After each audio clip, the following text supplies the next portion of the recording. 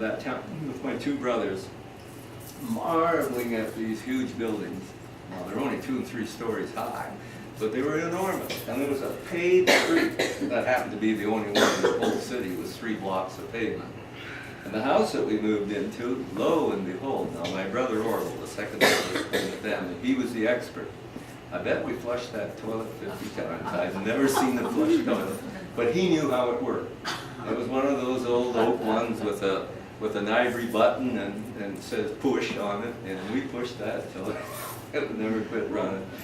At about the same time, a little earlier than that, actually in 1928, my folks had, along with my uncle, had a place up on a lake, and we called it a cottage.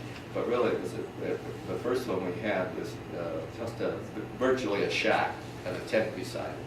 But we just loved to go there. And that building next to it's still there. It's still there. Yeah, that main building's still there. What's that, 28? That's 72 years old. It's still in existence. My mother sold it here a few years back, that very property. But we had some of the most wonderful times that a young person can ever have on this earth.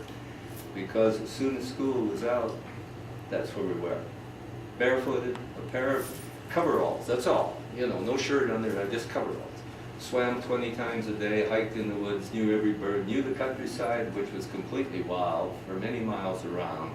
Climbed trees, did fish, you know, everything that a young person could want to do. And we were 5 boys staying there. And I admit we used to play poker for matches to see who lost. Who lost had to do the dishes. And we did our own cooking. My mother would send out on a truck that came out, she'd send out a big box of potatoes and turnips and beets and onions and all that sort of thing. And we did all of our own cooking, and my folks came out. My dad, there was no such thing as days off. He worked 6 days a week. Only day off was Sunday. There was no such thing as vacation either. There was no vacation. It was a year-round type job. We really enjoyed that, being in that part of the country, but as things go, we grow up.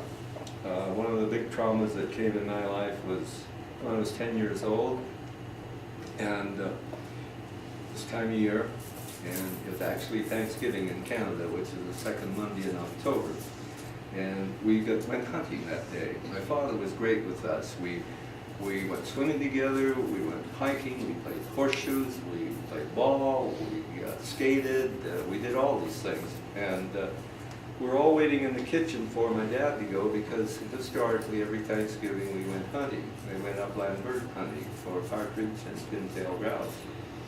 And the time kept coming, going, and Dad didn't get up, and Dad's getting up, didn't get up, didn't get up. And then my mother came down and she said, well, your dad's not going today, he's sick. And then later on, an ambulance came and took him away. So we were a little disgruntled with the fact that we weren't being able to go out hunting, and we didn't know what was wrong with our father. We thought maybe he had the flu or something. So we slept 4 in a room. My 3 older brothers and I slept in the same room. My mother went down to the hospital, and she came in at about midnight. She was in tears, and she said, your father's dying. And they had diagnosed him with polio, and he was 39 years old. And he was paralyzed in the beginning internally. None of the organs function, and as well as the legs. And so we were devastated. We went to school the next day, and in the morning at about 11 o'clock, this great big hulking public health nurse appeared and chased us all out of school and sent us home. We're quarantined. Nobody could come anywhere near you. Nobody. House was all placarded. She went into her house like a railway train going through the track on the end of the station. And I got a real bad feeling about public health from that day to this.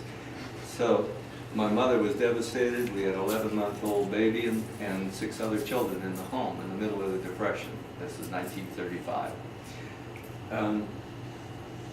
It was really devastating. But then you know who your friends are. That's when you find out who your friends are, when your needs are greatest. My Scotch aunt, when she came over there, they told her she couldn't go. It was a get out of my way, you know. She'd come into the house and doing this and that for us. Next door there was an English lady. She was a widow with 2